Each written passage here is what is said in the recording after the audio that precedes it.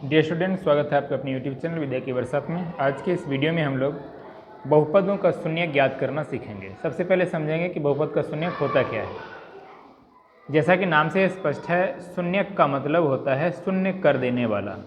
जैसे किसी बहुपद, मान लीजिए कि x चर में एक बहुपद है जिसको हम px से डिनोट किए हैं, polynomial in variable the variable x minus 7, ये एक बहुपद है।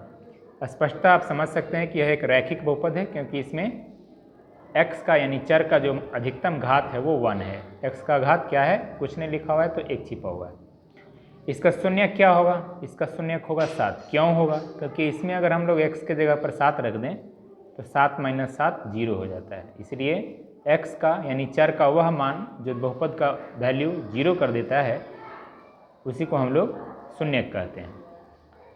इसी प्रकार से आप देख सकते हैं, जैसे P7 निकाले तो जीरो आ गया, वैसे ही Px अगर इतना है, इसके दो शून्यक होंगे, क्योंकि अगर x के जगह पर हम लोग 2 और 3 रखते हैं, 2 रखने पर भी ये जीरो हो जाता है इसका वैल्यू। जहाँ जहाँ x है वहाँ हमने 2 रखा, 2 का स्क्वायर 4 हो गया, माइनस 5 इंटू एक्स के पर फिर 2 रख दिया, प्लस 6 रख दिया, कैलकुलेट करने पर जीरो आएगा। इसी प्रकार से P3 निकालने पर भी जहाँ जहाँ x है वहाँ हमने 3 रख दिया, जिससे क्या हो गया, इसका वैल्यू भी जीरो आ गया। इससे यह साबित होता है कि इस बहुपद के दो शून्यक हैं। और आप यह भी देख सकते हैं कि यह एक द्विघात बहुपद है, क्योंकि इसमें चर का जो अधिकतम पावर है वो 2 है। आप यह बात भी जान लीजिए कि जितना घात होता है किसी बहुपद का, उसके शून्यकों की संख्या भी उतनी ही होती है।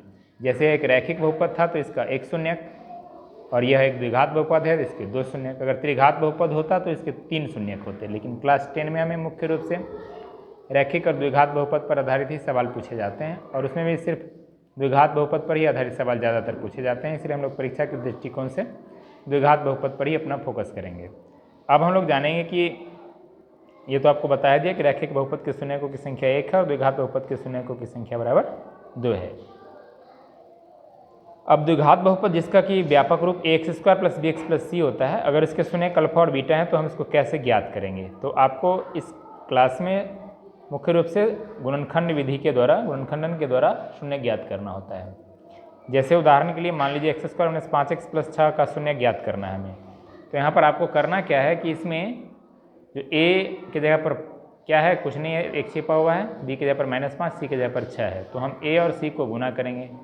यहाँ 1 और 6 गुना कर 6 हुआ। अब 6 को इस तरह से तोड़ेंगे दो संख्याओं में, दो पूर्णांकों में, कि उनको गुना करने पर 6 आ जाए और जोड़ने या घटाने पर बीच वाला आ जाए, यानी कि -5 आ जाए। तो जाहिर सी बात है कि 6 को अगर हम लोग 3 2 में तोड़ दें तो 3 दूनी 6 हो जाता है और 3 2 जोड़कर 5 हो जाता है। तो -3x और -2x में इसको तोड़ दिए, बीच वाले पद को, मध्य पद को तोड़ दिए, तो इससे अब 3 नहीं 4 पद हो गए। अब इस तरह से देख सकते हैं, -5x जो है 2 पदों में टूट गया, ये मध्य पद को हमने तोड़ दिया। अब इससे हम लोग कॉमन ले लिए, इन दोनों में से x कॉमन ले लिया, तो अंदर में x - 3 बचा। इन दोनों में -2 कॉमन लेने पर अंदर में x - 3 बच गया, माइनस प्लस हो जाता है। इस प्रकार से अब हम x - 3 कॉमन ले लिए तो x - 2 और x - 3 ये दो गुणनखंड प्राप्त हुए।